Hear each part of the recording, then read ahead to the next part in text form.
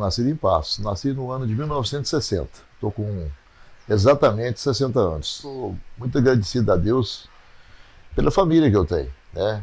Se eu for olhar do lado da minha mãe, que a minha mãe chamava Maria Helena Vieira Lemos Maia, família Lemos, origem dos Medeiros, Pádua e Vieira, né?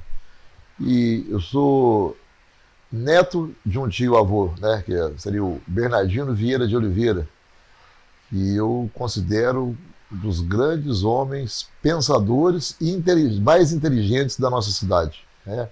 Pessoa que foi médico, para você ter ideia, na época que ele formou para medicina no Rio de Janeiro, ele foi encarregado pelo Rui Barbosa da facilidade dele de fazer discurso, né? Então era de uma oratória espetacular. Na época da cidade nossa aqui, quando o prefeito nosso era o deputado Lourenço de Andrade, e ficou 16 anos ao poder, então sempre o doutor Bernardino vinha do Barro Preto, que ele chegou aí para o Barro Preto, e vinha fazer discurso. E para minimizar, às vezes, aquele desgaste que naquele momento o deputado estava tendo aqui em Passos, e ele tinha uma oratória espetacular. Ele conseguia acalmar o povo. Então, era uma pessoa inteligente. E do lado do meu pai, eu sou neto do comendador Francisco Avelino Maia. Eu falo neto, que a gente precisa de preservar a história das pessoas, que eu fico assim muito triste quando eu vejo as pessoas falando Avenida da Moda, né? Porque a nossa cidade precisa de cultuar a história do povo. E o comendador, para você ter ideia, foi pela comenda que ele recebeu do Papa João XXIII, naquela época, pelos serviços filantrópicos que ele prestava na cidade e na região. Para você ter ideia, ajudou a construir o Carmelo, onde o Correio foi ele que doou, o Mercadão foi ele que doou, a antiga rodoviária. Se tem a FESP, e se teve a FESP, se hoje nós temos uma UENG, foi porque um dia ele chegou até o governador na época, Magalhães Pinto, para trazer a FESP, trazer a instituição da FESP para Passos, porque a FESP era uma autarquia, né? E Paraíso tinha uma autarquia, né, que foi criada uma fundação, e Passos também queria uma. E a força política na época era o comendador. Inclusive o 12 Batalhão, foi trazido na época pelo Joaquim Melo Freire, que era o deputado da nossa região, mas não tinha força política, porque não tinha os recursos financeiros, porque o Estado não tinha condições de pagar as viaturas, a gasolina das viaturas. E quem bancava era o meu avô, o comendador Francisco Avelino. Então, assim, para você ter ideia da relação dele com as pessoas, que quando ele faleceu, estava chegando gente, tinha gente lá no supermercado Tonim, ali na 2 de novembro, porque antes você velava em casa, né? O caixão estava chegando lá no cemitério para você ver a quantidade de pessoas que estava no velório, né? Que estava no decorrer do translado do caixão, né? E aí a gente fica assim, muito orgulhoso, né, de ter o meu pai, Geraldo Ferreira Maia, minha mãe, professora, Maria Helena Vieira Lemos Maia. E nasceu 8 irmãos, dos quais eu perdi uma, que foi a Carlinha, que era albina igual eu sou, né? E ela perdeu, né? Ela morreu, ela tinha um problema de pulmão, ela faleceu. Então, assim, graças a Deus eu sou muito satisfeito e tudo que Passos me ofereceu. Eu dei muito para Passos, mas Passos também me deu muitas coisas de volta. Quando nasci, na verdade, eu fui morar na usina Rio Grande, que meu avô era dono da usina, meu pai trabalhava na usina. Até os 7 anos de idade, 7, 8 anos, eu morei na usina, né? Vivi minha infância na usina. Mas nós tínhamos uma casa na rua Coronel João de Barros, e que tem essa casa até hoje, só que ela foi hoje transformada, ela desfigurou um pouco o formato dela, a frente dela, né?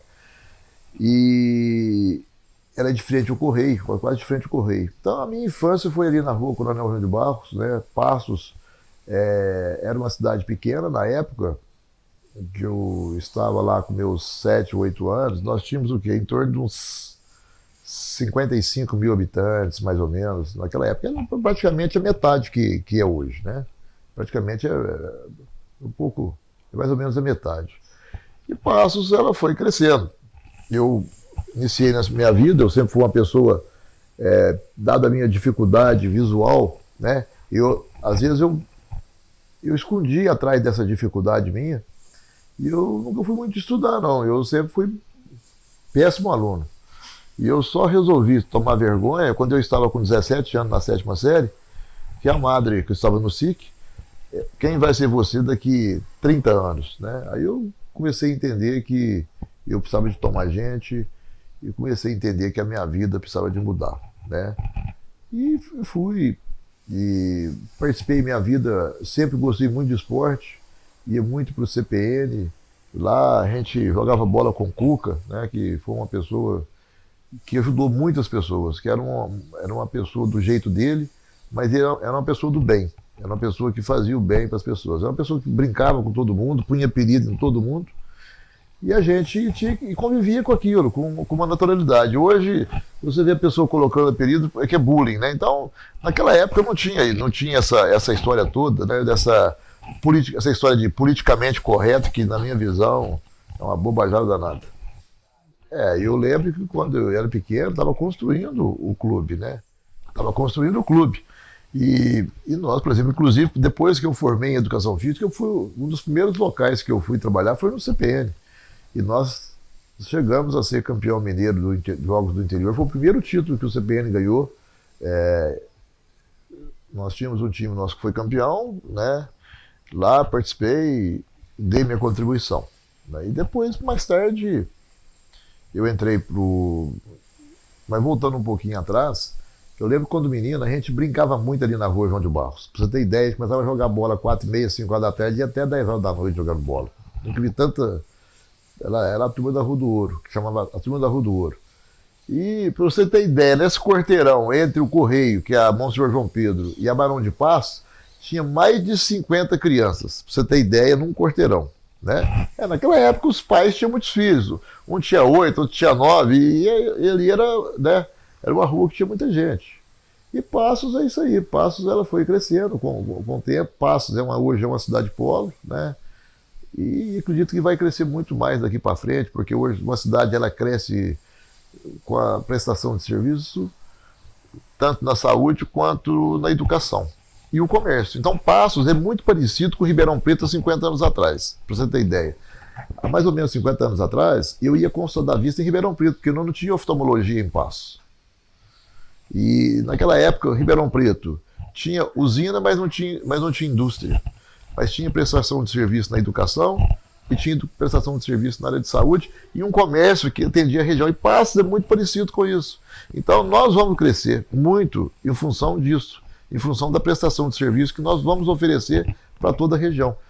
E o prefeito que estiver em Passos, ele tem que entender que Passos é uma cidade que ele tem que governar como se fosse uma cidade com 300 mil habitantes. Por quê? A região inteira do seu entorno, ela não só vem estudar aqui, como vem trabalhar aqui. Então nós temos que pensar que Passos é isso. É uma cidade voltada para o desenvolvimento e para assistir toda a nossa região. Olha, eu vejo que o esporte é o seguinte, é um meio para você transformar pessoas. E da mesma forma que eu me transformei, eu transformei a vida de muita gente. Tá? Eu queria fazer educação física, minha mãe achava que eu não deveria fazer, porque o professor só reclama de salário a vida inteira, né? E eu entendia que eu podia ganhar dinheiro com aquilo, e eu ganhei dinheiro como professor. Enfim, quando eu entrei, eu quero aqui muito agradecer e registrar isso. Tudo que eu sou na minha vida, eu agradeço muito ao professor Cosmo, que era prefeito de Passos em 1986, e a prefeitura naquela época estava começando um trabalho para o desenvolvimento do esporte dentro de Passos, porque nós não tínhamos um trabalho dessa forma.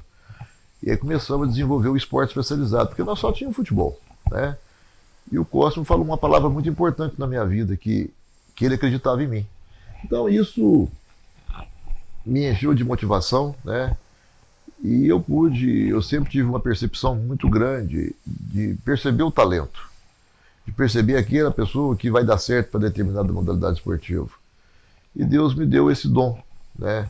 Deus me colocou algumas dificuldades na vida, de eu poder não tomar sol, de eu não poder estar enxergando, dessa dificuldade visual, mas Deus me deu outras virtudes, né? Que eu falo que às vezes conseguia ver além do que as pessoas conseguem ver, ter uma visão de futuro, né? é o que eu sempre tive na minha vida, eu sempre preocupei. E Passos não ganhava nada. Quando eu entrei para a prefeitura, nós começamos a fazer um projeto escolinha, que nós descobrimos muitos talentos, que foram os primeiros de Passos a ganhar as primeiras competições no estado de Minas Gerais e no Brasil, né, do atletismo. Né. Eu, com um ano, fiz um campeão brasileiro. Depois, com 4 anos, eu estava fazendo um campeão sul-americano e recordista sul-americano. Né. E mais importante, que eram pessoas que não iam virar nada na vida. E nós criamos oportunidades para que essas pessoas pudessem ser hoje professor. Né. Pra você ter ideia, uma pessoa com 14 anos na 4ª série primária.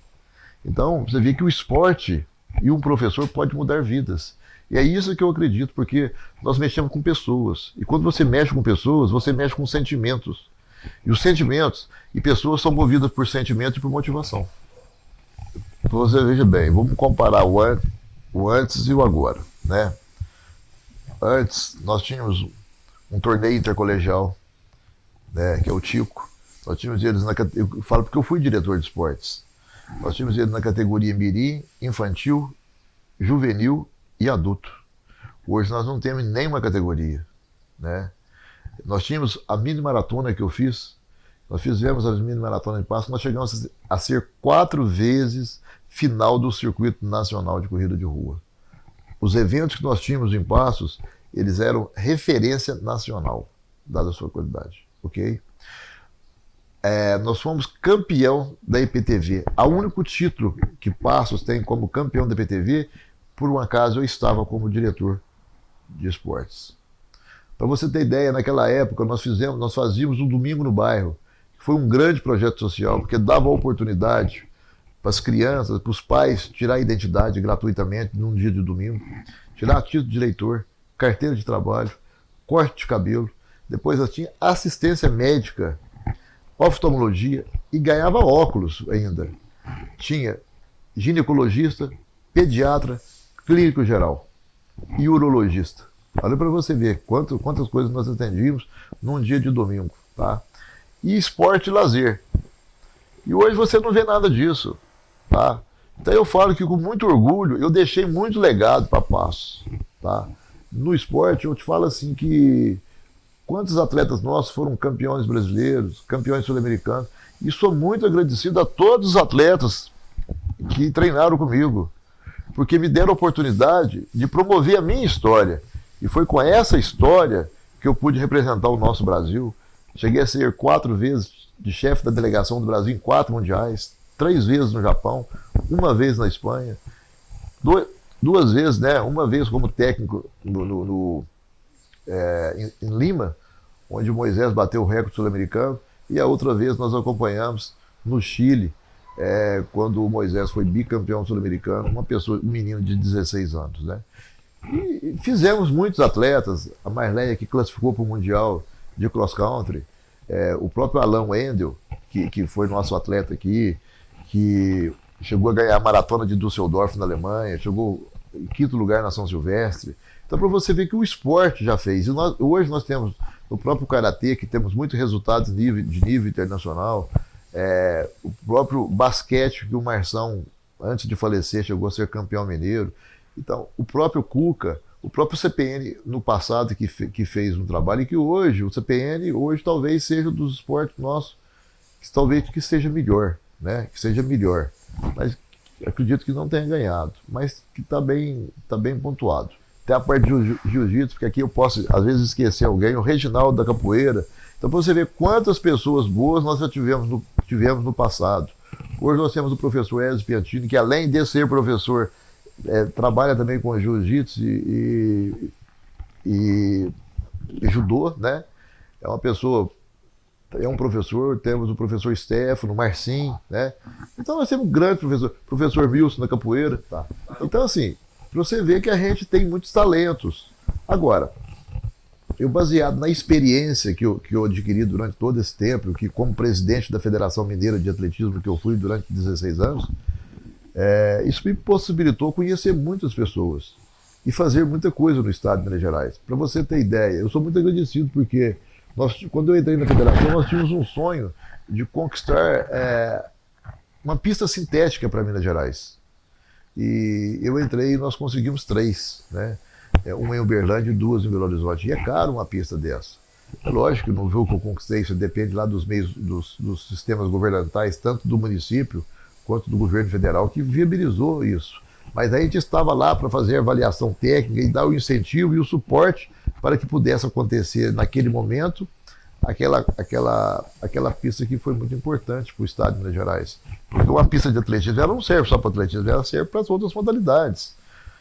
Porque o atletismo é o esporte mais importante de todos. Porque qual esporte que a pessoa não corre, ela não salta e ela não lança? Então tudo depende do atletismo. Aliás, as Olimpíadas começaram com o atletismo. Tá? Então o atletismo é o mais importante. Tanto é que ele começa uma Olimpíada, começa com a maratona feminina e termina o encerramento, o encerramento das Olimpíadas, ela termina com a maratona masculina. Então para você ver a importância que se dá ao atletismo de nível internacional. No nosso país nem tanto, porque nós aqui somos muito acostumados com o futebol. Tá? Mas a gente fala de esporte, é isso. Tá?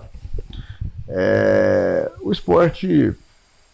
A gente aqui, como foi muita referência, tive a oportunidade de estar como preparador físico do Clube Esportivo de Futebol quando ele subiu para a segunda divisão, né, para a primeira divisão. E na época eu comecei o trabalho de base e eu afastei porque o técnico, trocaram o técnico e o técnico queria ter o preparador físico dele. Mas toda aquela parte de base foi eu que fiz. Quero aqui muito agradecer todas aquelas pessoas também que me deram muitas oportunidades para a gente poder estar trabalhando em escola. Olha que escola, não existe formação de atleta se não for a escola, né? Então, nem o clube não é formador de atleta. A formação de atleta ele começa na escola, do professor de educação física que está ali, de incentivar a criança e fazer as atividades que devem proporcionar uma melhoria de resultado no futuro, tá? Porque quando você olha no desenvolvimento da criança, ela vai ter um resultado futuro baseado no que ela teve no passado, lá como criança. Se ela não foi incentivada e ela não foi feita as atividades corretas que precisava de ter sido feita, e às vezes um talento que ele é dotado de uma capacidade genética para desenvolver um determinado tipo de esporte, ele não vai ser um grande atleta. Porque aquele professor que não desenvolveu o trabalho dele, ou que desenvolveu, é o que vai fazer ele chegar e ser um grande nome no futuro do nosso país. Então, porque tudo está ligado à educação. Tá?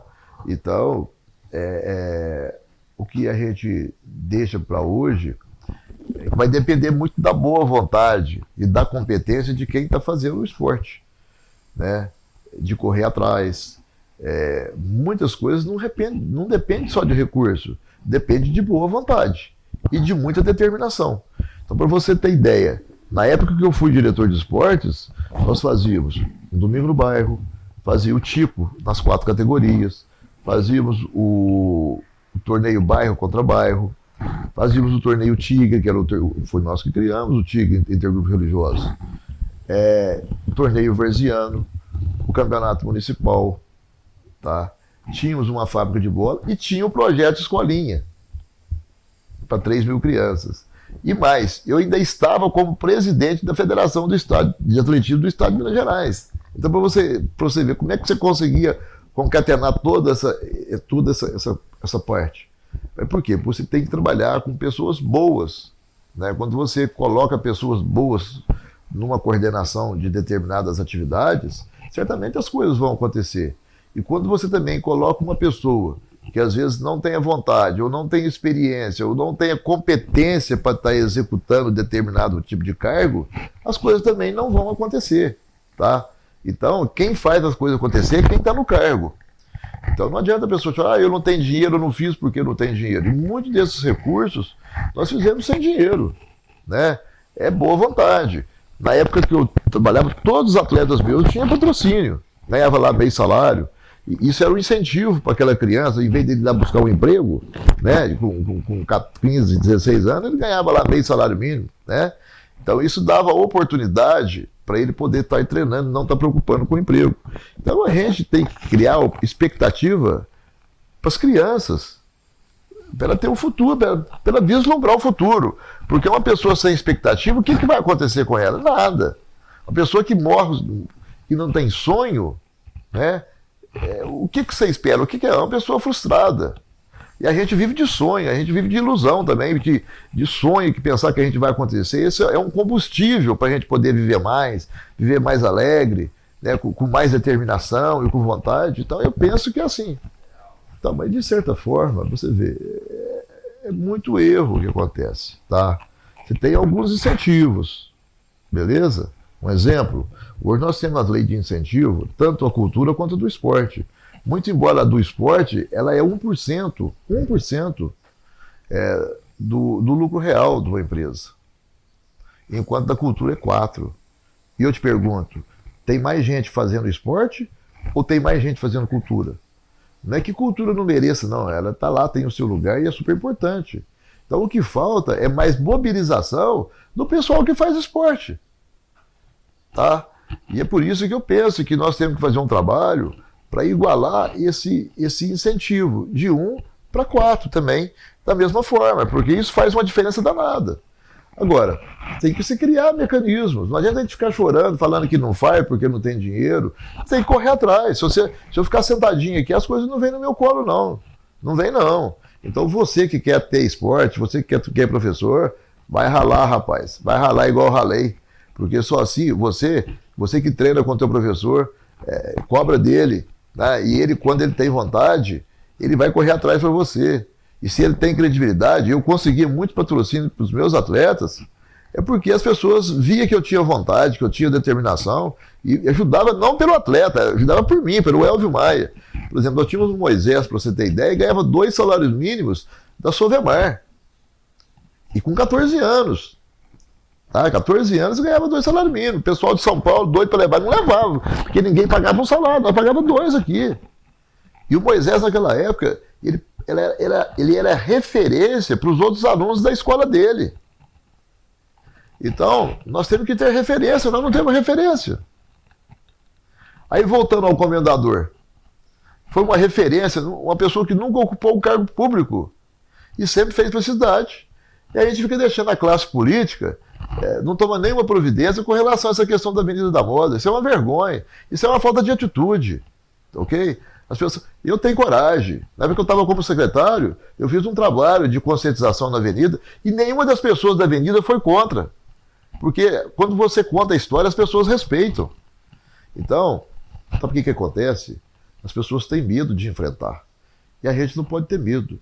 E eu nunca tive medo de enfrentar na minha vida, porque se isso fala em bullying, eu sofri bullying a minha vida inteira, desde quando eu nasci.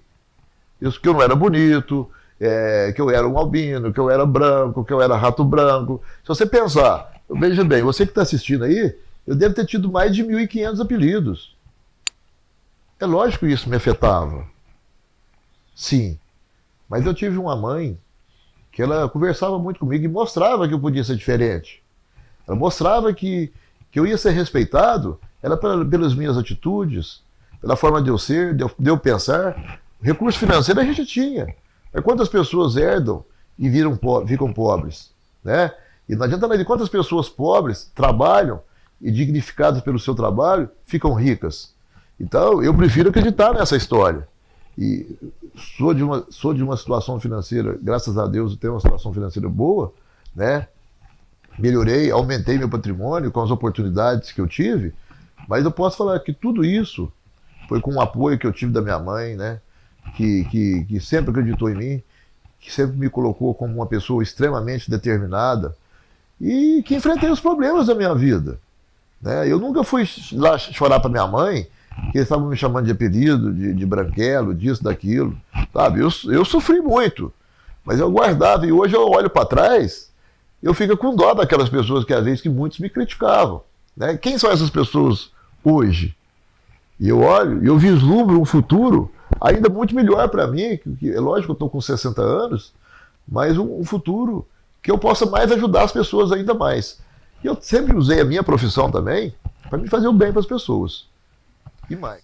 Eu penso o seguinte, eu nunca sentei, se a pessoa não gostava de futebol, não gostava, eu conversava muito. Porque às vezes a gente mesmo, a gente erra muito com os filhos da gente, a gente fica muito focado no trabalho e às vezes esquece de dar atenção àquela atenção que os nossos filhos precisam. E a gente, professor, como está muito próximo do aluno, às vezes uma palavra da gente, ela mexe mais com o sentimento do aluno do que os próprios pais, né? E eu sempre acreditei que o ensino e o esporte caminham juntos. E eles são meios para mudar vidas. E é o que eu sempre acreditei, né? Eu sempre apoiei qualquer tipo de esporte que a pessoa fazia, se era skate, se era basquete, se era jogar bolinha de gude, se era toda. Eu acho que o importante era a pessoa participar de alguma coisa. Se ela participava de teatro, eu dava aula no Colégio Tiradentes, eu sempre adorei muita disciplina. Se a pessoa, o próprio Caju, que ele não gostava de futebol, mas ele era um artista, né? E ele começou com a gente lá no Colégio Tiradentes, ele fazendo as atividades dele, as pessoas que trabalhavam com aquela facilidade também, dessa outra modalidade, né, que é a cultura. E hoje nós temos uma pessoa que faz um grande trabalho para a cultura de Paços, né? E a gente fica muito satisfeito, porque a gente tem que incentivar. Porque todos nós, quando nascemos, nós viemos para algum propósito. E a gente tem que aproveitar naquilo que ela faz melhor. E o que ela faz melhor, ela vai ficar mais satisfeita, ela vai poder ajudar mais as pessoas, é isso que eu penso. Se você for ali no ginásio da Barrinha, no ginásio Elzo Calixto Mater, falando um pouco do skate, aquelas primeiros equipamentos que foram colocados ali, pista, eu ajudei.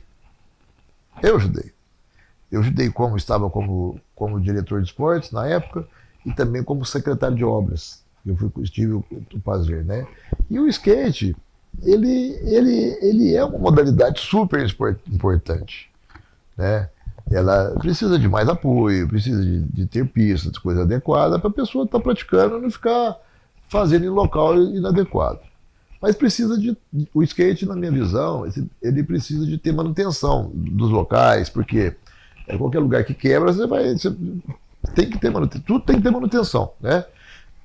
E nós temos hoje o próprio Brasil, que tem grandes representantes no skate, né? No skate que a gente vê, o Mineirinho, né? Mineirinho, que era o craque do Brasil, né? Que tem outros também, que eu não estou aqui porque eu não milito muito nessa área, mas a gente vê, como eu gosto muito de esporte, eu acho que todo esporte é importante. Desde o jogo da bolinha de gude, que exige muita coordenação, né? Até uma Fórmula 1, porque tudo está no esporte. E não tem esporte mais importante ou menos importante, é o esporte. E o esporte, ele tira a pessoa do mau caminho, porque ele foca, o esporte individual, ele foca na disciplina. Porque ninguém chega a um resultado se ele não tiver disciplina. Não existe resultado de alto rendimento se não tiver disciplina, não tem jeito. Você tem que dormir cedo, você não pode beber, e se beber, a conta chega, né? E o resultado dele vem, ou positivo ou negativo. Aí vai depender da determinação da pessoa e da vontade, dela querer chegar lá, dela ter um foco, ter um objetivo de vencer, né? E outra coisa, a maior luta que a gente tem é contra a gente. A gente tem que vencer o nosso medo, vencer a nossa vergonha, vencer a nossa timidez. Então, a primeira luta nossa é contra a gente mesmo. É a nossa aceitação, né? Porque eu falo que mexer com pessoas não é fácil, né? O ser humano é difícil. É muito mais fácil você mexer com um cachorro, com um gato, com uma vaca, do que mexer com gente. E Deus colocou essa dificuldade para nós mesmos, para aprender a conviver com a dificuldade com as pessoas, né? A traição, né? As pessoas que falam uma coisa para você e faz outra, né?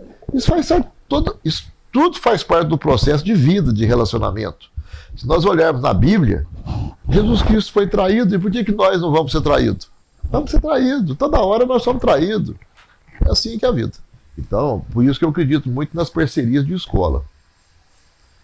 Construir as coisas dentro da escola. Por que a escola? A escola já está cercada, a escola tem gente tomando conta, a escola tem alunos, a escola tem material esportivo, tá? O que precisa é professor. E nada impede que a própria prefeitura, o bem público, faça parceria com a escola, que a escola seja aberta para a comunidade à noite, que esteja alguém tomando conta, entendeu? Porque você fica uma escola, tá lá uma escola fechada, o que adianta? Tá? Então não adianta ficar fazendo quadra no lugar. Eu sou contra. Eu sou a favor de abrir a escola para a comunidade. Porque você tem gente tomando conta, tem gente para limpar. Ó, você ver, vai lá olhar no barrinho, vai lá nos lugares, não tem nem gente para tomar conta, o que adianta? Eu estou errado? Você entendeu? Então, quando você trabalha no sistema de parceria, tudo acontece. Uma associação de bairro que está tomando conta daquele local, que está cuidando daquele local. Porque se você põe e eles mesmos fazem a reforma, eles mesmos vão cuidar. Ninguém vai quebrar uma coisa que ele está pagando, que tem alguém vigiando. Aí quando você põe alguém, então não adianta. Tá lá, mas tá aquela quadra e tem outras quadras na cidade que você está vendo tudo abandonada. Então esse não é o caminho. O caminho é você construir dentro de coisa fechada. Tá lá e vai ter aberto. E alguém vai tomar conta. Tá, você tem que ter iluminação, você tem que ter guarda lá, você tem que ter gente tomando conta, você tem que ter gente para dar acesso, para entregar material, professor para ter o aluno com o horário de entrar, o horário de sair, o professor ter disciplina de não deixar aluno perambulando pela rua. É regra. Você cria através do esporte. Você tem o horário dos skatistas de trabalhar lá. Então essa questão que quando você tem um local daquele que fica mais parecendo um local, um fumódromo, do que o lugar do local do pessoal participar, isso denigra o esporte. Dá a imagem que as pessoas que estão ali, quem mexe com o esporte, são as pessoas usuários de droga, ou aqui. Não é assim. E não é assim. Não é assim, tem muitas pessoas boas. Pode ter alguém? Pode. Mas não é o fato que o cara vai fumar uma maconha, um exemplo, que não é uma ruim pessoa. Não é ruim pessoa. Mas ele tem que entender que ali não é local. É simples assim. Entendeu? É simples assim. Você tem que pôr ordens, tem que ter regra. Aqui não é lugar disso. Aqui vai fazer em outro lugar, bicho. Aqui você vai praticar, é assim, mas é assim assado. Tá? Então, é o que eu penso. E outra coisa, e as pessoas, por mais que são lá, eles querem que seja assim. Eles querem que tenha disciplina. Como é que nós vamos fazer com as pessoas que moram no entorno? Olha que situação que está ali. Você está entendendo? Agora, ali tem que ter cheio de iluminação de LED que vira um dia. E se tem gente tomando conta, tem 2, 3 pessoas ali olhando, quem é que vai fazer? Não vai fazer. Por isso é que eu defendo leis previsíveis. O que são leis previsíveis? Aquela que você fizer alguma coisa, já vai saber o que vai acontecer com você. Se você cometer algum crime, cometer algum delito, cometer alguma coisa que vai fora das normas que está ali, você vai ser punido, você vai ser suspenso, você vai ser eliminado. Acabou. Tudo na vida que tem regra, funciona. É simples assim. Todos os torneios, por exemplo, eu tenho as Olimpíadas Municipais que eu criei há 12 anos atrás. Não exige um documento. Então são 6 provas do atletismo realizado dentro de uma quadra coberta, lá do ginásio do Baruch Pádua. Faz 12 anos. E por que não tem?